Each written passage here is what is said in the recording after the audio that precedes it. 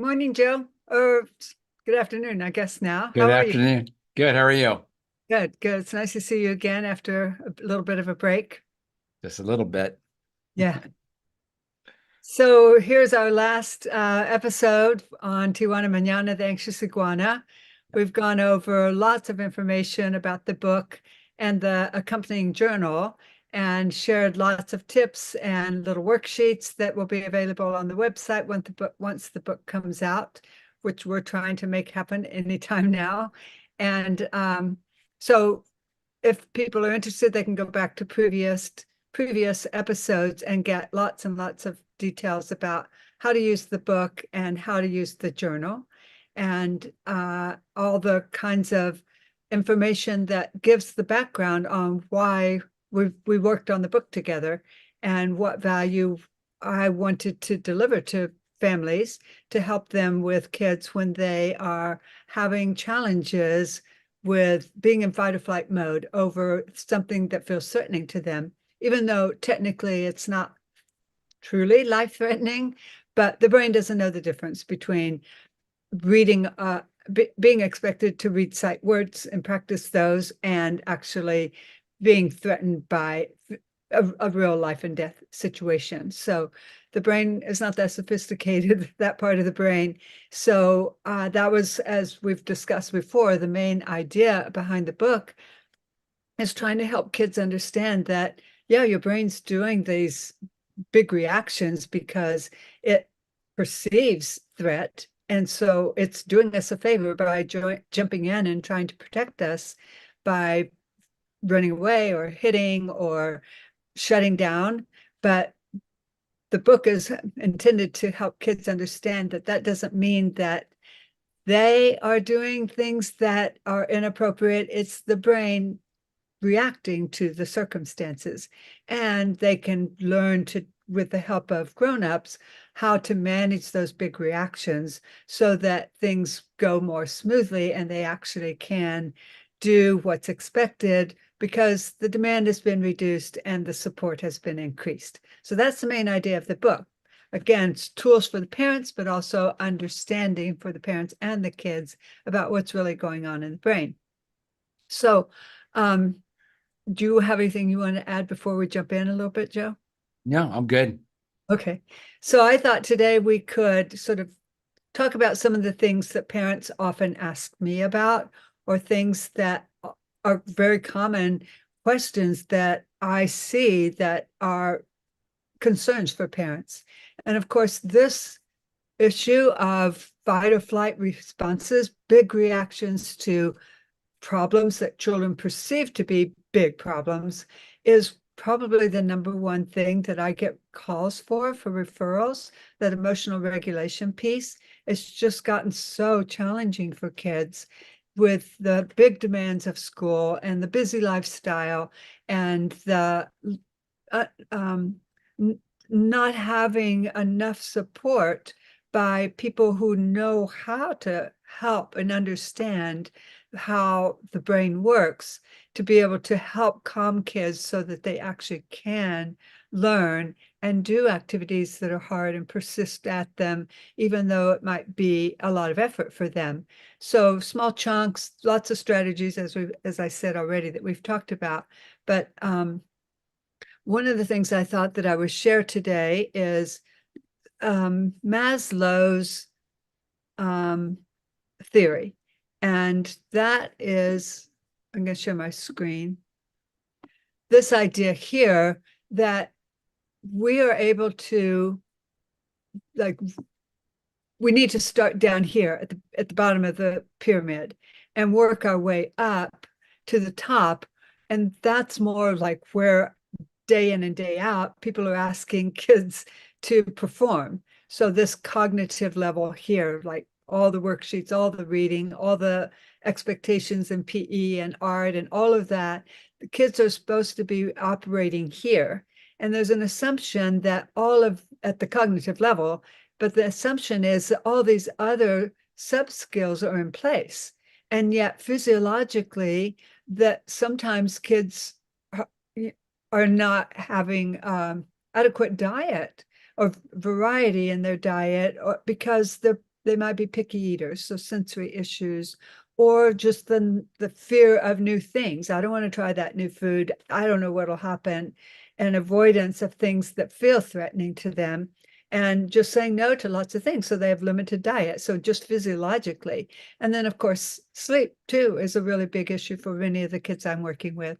So these are things that are not really talked about in the story, but in my mind, when I'm thinking about Tijuana Mañana, the anxious iguana, and why he's having such big reaction to practicing his sight words with his mom, I'm thinking that these are things that are underneath the behavior that parents can look at and think about. Maybe these are things that are impacting my child, that if I look at them and think of ways or get support from people who understand some of these challenges, teachers as well, of course, then maybe we can move up this pyramid a little bit, and things at that cognitive level will be a little bit easier. So the next level above that in purple is safety. And this is where the story is all about. Really, I don't feel safe when you're asking me to do something that's that hard for me. And so it's the fight or flight state. And so I'm going to do whatever I can to avoid that feeling of discomfort, that feeling of I'm not, there's something dangerous about doing this activity. And then the belonging and love, like kids do need to like just know that they belong and love. This is not as big a part of the story, but it is an important part. A lot of the kids I work with do feel all alone. They do feel like their parents' love for them is conditional, even though, of course, we as parents and adults know that that's not the case. But for many kids, they do ask their parents, "Do you still love me?" after they've had a big upset about something. So, and then self-esteem, like that's wrapped up in all of this. So kids do have poor self-esteem lots of times if they feel like they're asked to do something and can't do it, or if they feel like they've been quote unquote bad kids, which is their vocabulary that they often use, and then because they just had a big upset about something and they don't like how that feels, and they know that it's not uh, easy for parents to know how to support them. Well, I don't know if they know that necessarily, but it's not easy for parents to know how to support them.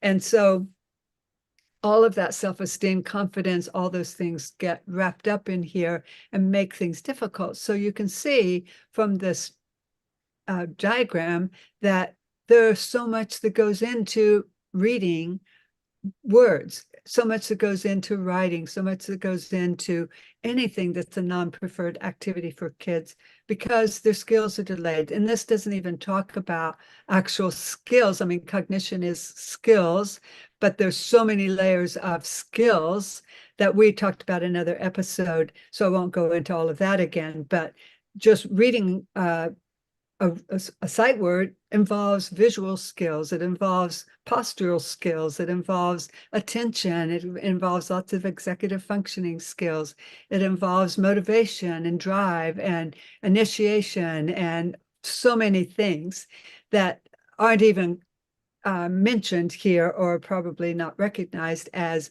sub skills to being able to do the types of activities and assignments that are often asked of kids in school. So that's just background to kind of understand a little bit more about why Tijuana gets so upset about things in the story. So I'll share a different screen now. But do you have any comments? I'm sure you see a lot of this, Joe, in your work with kids. Actually, I was speaking with a one of the counselors from our counseling center, and she was saying pretty much what you and I have been talking about, like what COVID did and how the kids are, there's just something that's just kind of left over from all of that, where they have all of these, they have problems with self-control, and they act out, and they're angry and hard to focus. And it just takes a lot of this kind of work to get them back into where they're supposed to be at that age. And And even with some of the teachers, I mean, the younger grades, for kindergarten, first, second, third, same thing. It's a lot harder now, and they see a lot of issues. Yeah, yeah, Yeah, yeah. And COVID in some people's minds is like, oh, that's done. But really the residual from that is yeah, still very much alive. definitely. Yeah, Yeah. Yeah.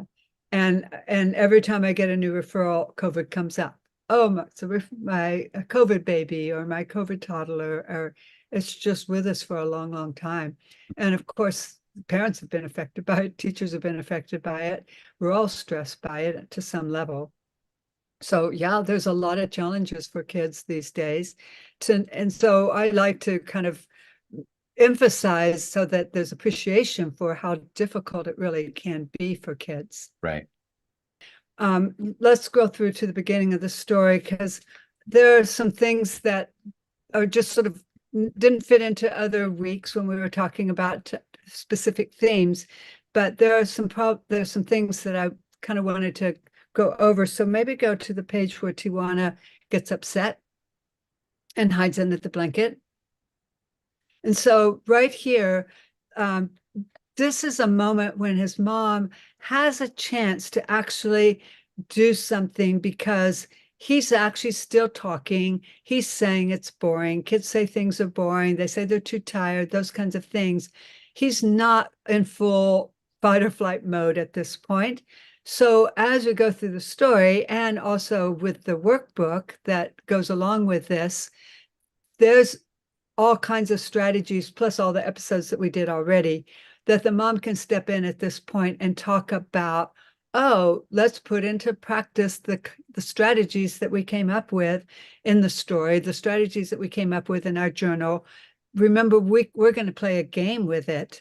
So the mom has her ideas from the examples in the journal that she can implement to kind of, instead of saying it's time for sight words to practice, she can say, oh, I was thinking it would be fun to play a game, and uh, let's go get whatever the name of the game is that they create together, and let's play that together. So starting with the message of we're going to play a game is going to end with better results than, oh, it's time to practice sight words. So this is something that the mom learns in the story, that because we talk about it in the journal about how to help a child when they're in fight or flight. But she's got a great moment right there where she can help him and even prevent by the way she presents the activity that she's going to ask him to do. Because as she does it here in the story, he has a big reaction. So this is that fight or flight that I was talking about earlier, where he's feeling like it's a really huge threatening problem. And to him, it's real. That's what his brain is telling him.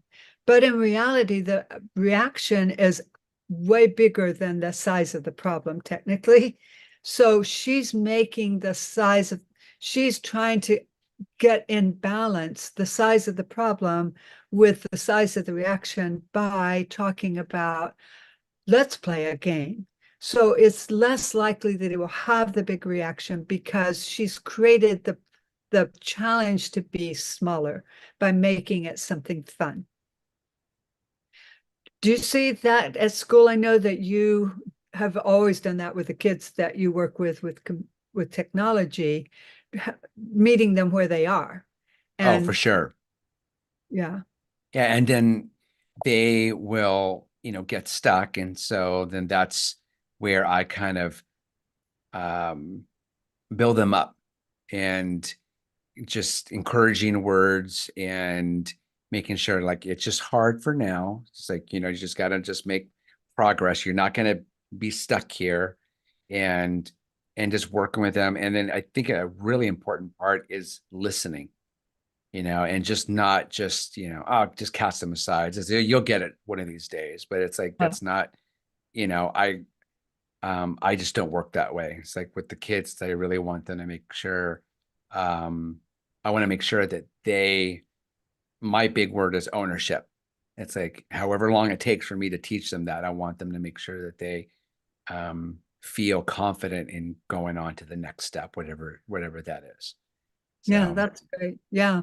Yeah, that makes all the difference, Joe. Mhm. Being present with a child, helping them through the difficult moment that's feeling uncomfortable.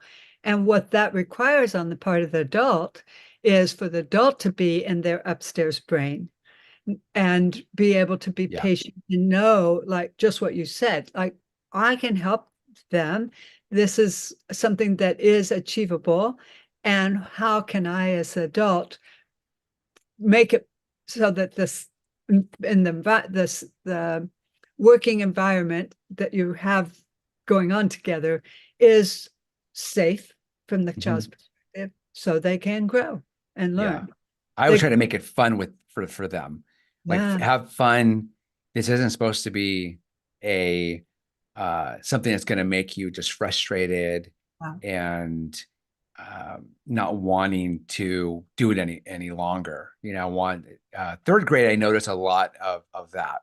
And we have this project at school where they make their it's all part of the technology curriculum as far as working with Google apps. And Uh-huh. once they're done, you know, they get their Google license. So we Oh, make up a and we print out a Google license for them, but there's steps and it's over, I think it's over the course of 6 weeks. So they learn how to do Google Docs and Google Slides and Google Sheets. And so they're learning all this as they go along, which is kind of crazy for a third grader to learn I all know, this stuff. But I know. you know, it you know, that's just the way it works. You know, it's like they're building it for the next year and then next year go to the next year. Yeah, So, but just being encouraging and just showing them step by step so they're all on the same page. Um, it's very rewarding, you know, to see these kids and they're so proud of themselves afterwards yeah, and they're all different. They're all learning at different, you know, at different paces. But yeah, it's very cool to see how they all kind of rally around each other's and they learn as soon as I teach them. And then they're so quick to, hey, Mr. Bauman, you know, can I show them? I know you're busy with oh, this yeah. student. You know, they want Oh, to jump in and do it. that's So cool. yeah, it's very cool. Well, I think that that's exactly right. That feeling, that's what you're going for. That's part of the story also, and that's part of what happens at the end of the story is that Tijuana feels it inside. It's that intrinsic reward that they that we're going for. That you want them to do it because they will like how it feels when when they accomplish it, and they like it so much that they do want to share it beyond themselves. And that's always my goal. Like, let me help you so you can help others, Yeah, no matter what it is. right. Social emotional skills as well. Let's get some skills strong for you so that you feel confident enough to teach others, to share those skills with others. Yeah. And again, one of the things that's important is that the parent or the teacher, whoever the adult is in their upstairs brain. They are being able to think through this. How can I help? How can I support? How can I reduce the demand? Just like what you're saying, Joe, because if that parent or the adult is not in their upstairs brain where they're trying to help the child, then you have two people who are in their downstairs brains, which Yeah, is emotional. And children cannot, nobody can be an upstairs brain and downstairs brain at the same time. And one of the ways that shows up a lot is that kids, like the downstairs brain is all the emotions, and it is like life survival. And so if you're trying to run from a saber-toothed tiger, then you don't need to talk to the tiger and say, hey, no, it's cool, dude, it's cool. Don't chase after me. Like that's the upstairs brain. And that part of the brain doesn't need to be active. Your body needs to be ready to run away or shut down and go into that mode or right. fight. And so what happens a lot of times is the kids do that behavior. And then we as adults say, well, don't forget to use your words. So it just means like that it's not clear. Like, of course, we would rather see them use their words, but when the downstairs brain is operational, the upstairs brain simply can't just jump into the words. So that's why lots of times kids get more overwhelmed when the parents or the teachers are using lots of words because that's activating the upstairs brain. And if it's too much, it just makes kids even more escalated. And so giving space and helping the child just calm, because in that moment, really, there's not a way to talk a child out of it or anything like that. The brain just has to calm down. So understanding all that about the brain really helps know what strategies to try to use with a child. And having ideas in advance about how should we approach this, starting with mom saying, oh, I have let's go play that game that we played yesterday. Remember, it was really fun and you liked it. And starting there to try to keep that, minimize that chance that the child is going to go into fight or flight mode. And then having a plan like, okay, we're going to work for 5 minutes and then we're going to take a break, or we're going to play 3 games, or we're going to show grandpa what we've done, or whatever the strategies are. That in the end of the story, we show lots of ideas, plus in all of the other episodes that we've done and the handouts that will be on the website, all of that information is available to give ideas so parents and teachers don't have to come up with the ideas all by themselves. There's lots already provided. One of the other things about Tijuana Mañana is clearly from the title, we know he's anxious. And that's another thing that I think has been a outcome of COVID, is that anxiety for kids. And it's just so difficult. There's so much fear behind um, their behaviors, and anxiety is a tough one. If it's hard for people to know how to respond to a child when they feel. Very.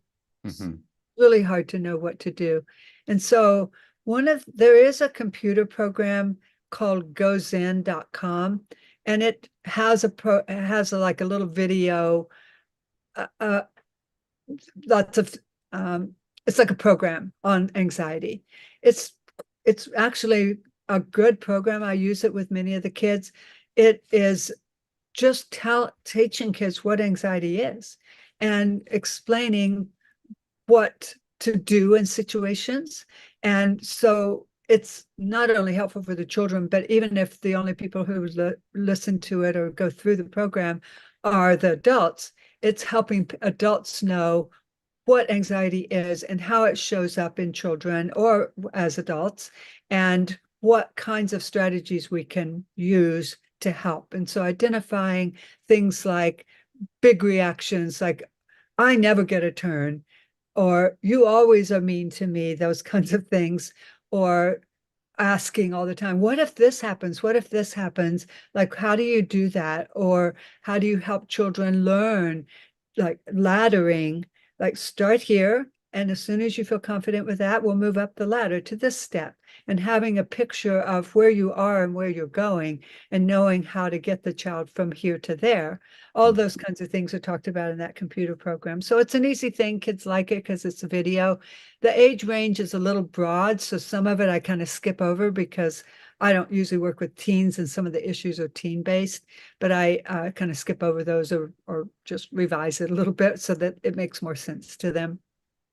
And then some of the issues for the older kids are a little bit immature for the younger kids.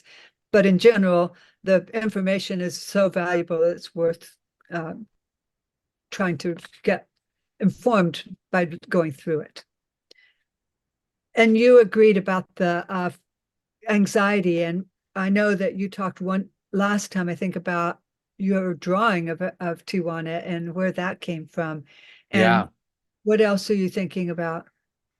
I get a lot of it's funny because I was speaking with someone at school, I believe. No, actually it was no, I take it back. It was my wife's aunt who was visiting us from Nebraska, and she's a former teacher. And we were going through this book and through some of the other books that I've worked on. And what she really picked out was the she really enjoyed all the expressions that I'm able to capture in the characters. Even if it's a car, I'm still able to capture, their Yeah. what they're feeling with, just a little nod of the way that the truck is positioned, or the eyelids, or the mouth position. And it's like I always say, it's like the kids, I learn from the kids, Yeah. and I Yeah. look at them. I feel like I'm very kind of observant, with body language and facial expressions. I think maybe a lot of it has to do with me not being able to hear very well. So I kind of like to read lips and look at how people are saying certain things, and or how their eyebrows positioned, and but so yeah, I mean, I get a lot of the ideas from kids.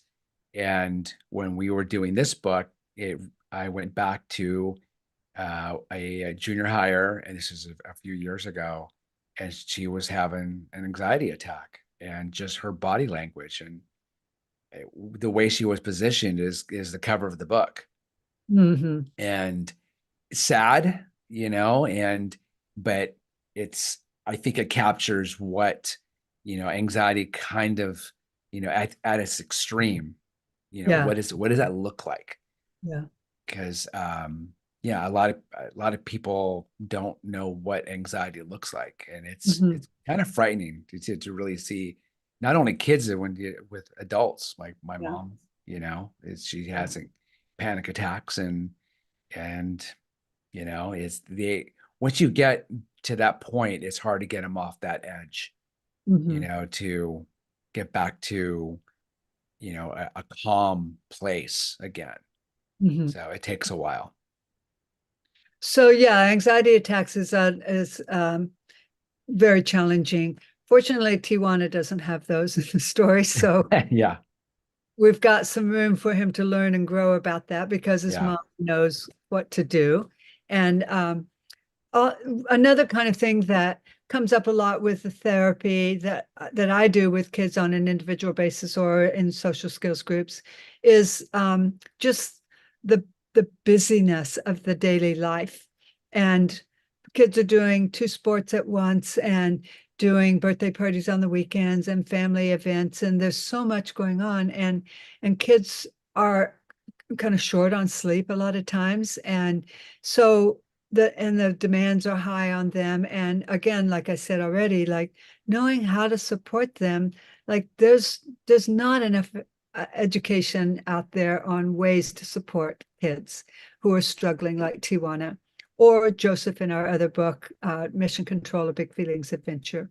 So that's really why I wanted to write the books, because I can help parents one-on-one in my practice, but I want to help more than one-on-one. So not only do I want to have the book as a way that teaches parents things by modeling in the stories, but also help kids learn that there are the characters in the book are similar to them. They also struggle in the same way and come out with a good ending to the story, a message of hope, a message of promise that I can do that. It's not that easy, but with the support of an adult who knows how to do that, it can be easier for me tomorrow. And I'm ready to go to bed, start up again tomorrow, and ready to go again to take on the day's challenges. So that's what I'm wanting, to have as an outcome from the story as well. Hope for families, and ways to help build healthy families so that it everything is just a little bit easier for them. So again, in some of the information from previous episodes and information on the website, so many strategies of ways to reduce the demands on kids, increase the support for them, make changes that can be made environmentally, and ways that parents can uh, get their own, find their own calm so that they are able to be available to their children in those difficult moments. So those are sort of some of the topics that I think we didn't really cover that much before. And I just wanted to throw them out today as extras, because I know those are things that are often questions that parents have. So, did you want to add anything else? Maybe scroll through the pages and see if anything else triggers your memories or mine about something to share? yeah. Let's see. Um, Oh, and like you said, Joe, like the expressions, yes, it says it all. And that's what kids relate to. Yeah, it's I think what I wanted to capture in this book is different artistic styles based on who it is that's thinking.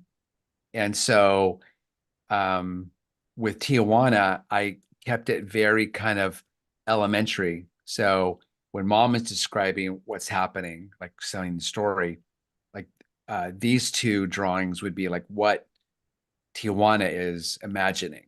So Hmm. very kind of like, okay, this is why how he would draw in school. So Yeah. I kept it kind of give it a kind of a crayon look. Yeah. Um, and same thing, scary, like what represents scary to him. It's like, well, a hawk and reading. So I combined the two. Yeah. I love that. And the then with the brain, I kept it more kind of flat and not a lot of shadows, well, except for the brain there. So, but it was more kind of like, again, more a simple version of Tijuana that Hmm. captures the style of, so he has a style here when he's sitting on mom's lap, Uh-huh. when they're talking with each other. But then when they're talking about like the brain and downstairs brain and the book and emergency mode, it's the style is a little bit different. And again, so like with the crab, he's thinking about school Hmm. and uh Krabby's mom and Krabby. And so I wanted to again get that crayon type look again. Yeah.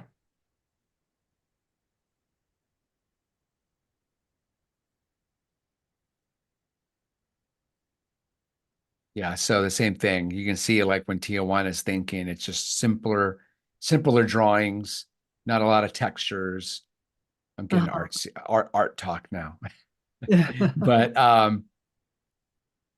yeah, and so again, so here's Tijuana thinking about all the different things that he could do, and drawing and taking Buster for a walk, and so all this the style is very different. Yeah.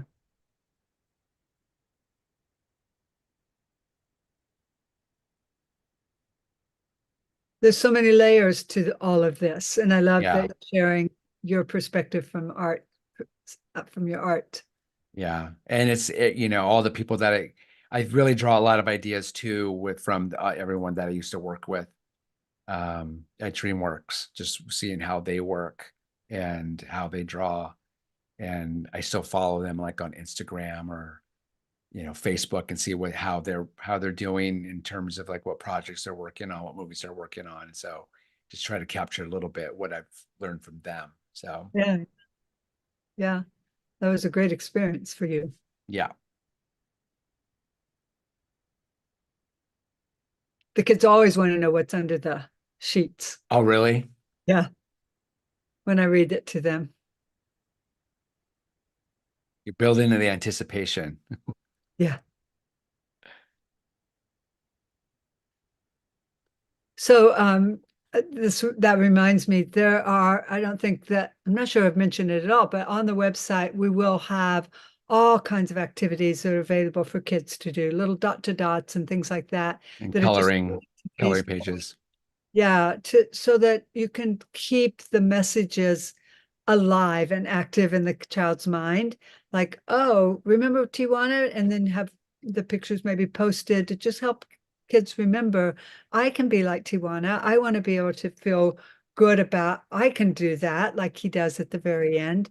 That's what kids want. They all want to be like the characters in our books that we've done Mm. together. That's what every child wants, but they don't know how to get there, which Right, is again the motivation behind writing the book. Like, here's how to get there. Here's how to help your child get there. Here's belief in yourself. Here's what your future self can look like. right, And planning is always a great idea. Parents having a plan in mind about how they're going to approach something, not being surprised by something, but being very intentional and deliberate about, okay, this is what we'll do. And that's why the journal. Let's make a plan, think it through. because not everyone knows how to think through step by step, like what should I do? So I've provided that in the journal, like fill in the blanks. That these are I'm Mm. guiding you. What will work for you and your family? Yeah, like providing a template Yeah. so that in the future, if they do this, um, they could, again, it's like something that they can take with them to the next step. If they start journaling just on a blank piece of paper, Hmm. almost kind of like having a sketchbook Hmm. and jotting down ideas, which I do sometimes. I know people that are just other artists that are just so persistent on having a sketchbook with them all the time. It's like, well, I'm not there yet, but I want to think I would like to get there, but I keep things in my head. Yeah. Yeah. But um, yeah, it's a starting point, with having the journal. Yeah, and it's not just for reading. It's That's how we use it in the story as an example, but it's for anything that's a challenge to a child. Mhm. Feels like the problem is really huge, but when an adult can break it down into steps and provide the support, it doesn't feel so big and you don't have to have such a big reaction. Right, right. Which reminds me of an old saying, like, "Oh, how do you eat an elephant? Oh, One bite at a time." So it's like yeah. you just start small, Yeah. and Yeah. Take the first step. yep. Okay, so there he is. That's the intrinsic feeling that we're going for. Like the adults can lead a child to this. And Mm.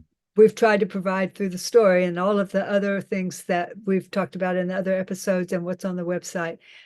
The this is what can we're going for. This look with kids. And you just captured it great because kids don't know how to express that with words. And kind of the only word that they know is proud. But this is more than proud in this picture, you know? Like Kids do, joyful. yeah, joyful.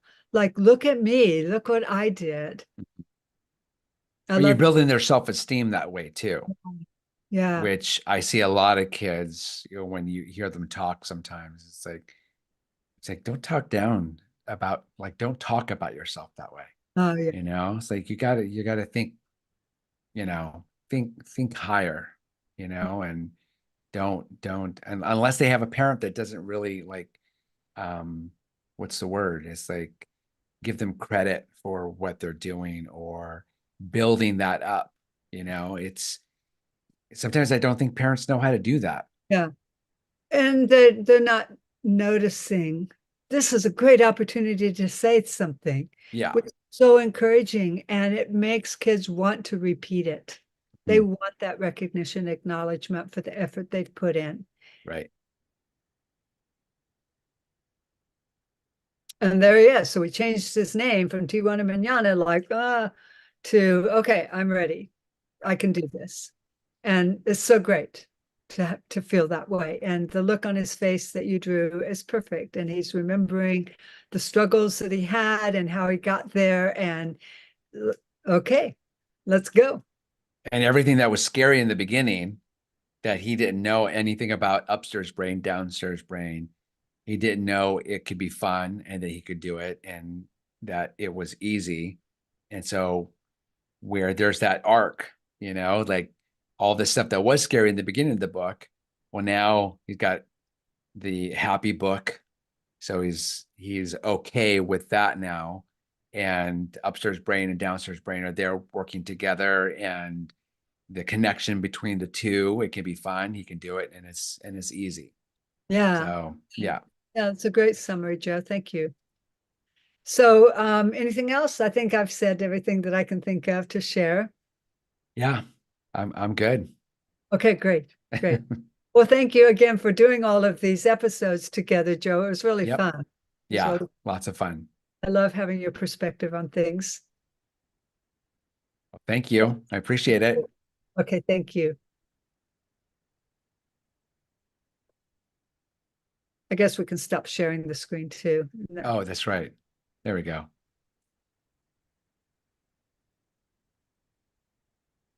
Bye, everybody.